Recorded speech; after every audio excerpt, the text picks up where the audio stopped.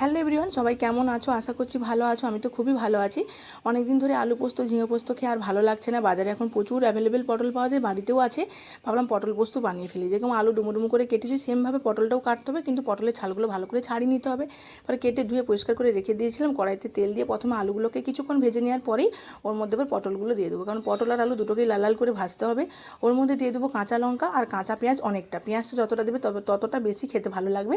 তারপরে একটু পরিমাণ মতো লবণ আর একটু হলুদ দিয়ে ভালো করে ভেজে নেওয়ার পরে পরিমাণ মতন জল দিয়ে ঢাকিয়ে রেখে পুরো রান্নাটা কমপ্লিট করে ফেলতে হবে, যেন পুরোপুরি সেদ্ধ হয়ে রান্নাটা শেষ হয়ে যায়। শেষ মুহূর্তে কিন্তু পোস্তটা দিতে হবে। পোস্ত বাটা এমনি খেতে ভালো লাগে, কাঁচা পোস্ত বাটা, তাই পোস্তর ফ্লেভারটা থাকতে গেলে শেষে পোস্তটা দিয়ে একটুক্ষণ নাড়িয়ে চাড়িয়ে নামিয়ে নিলেই কিন্তু হয়ে যাবে পটল পোস্ত। খেতে দুর্দান্ত লাগে। নামানোর আগে অবশ্যই লবণটা চেক করে নেবে, আর অল্প পরিমাণে সর্ষের তেল উপর থেকে ছড়িয়ে দিলেই একদম দারুণ লাগবে খেতে। আর আমি আরেকটু কাঁচা লঙ্কা উপর থেকে দিয়ে দিলাম, কারণ কাঁচা লঙ্কার ফ্লেভারটা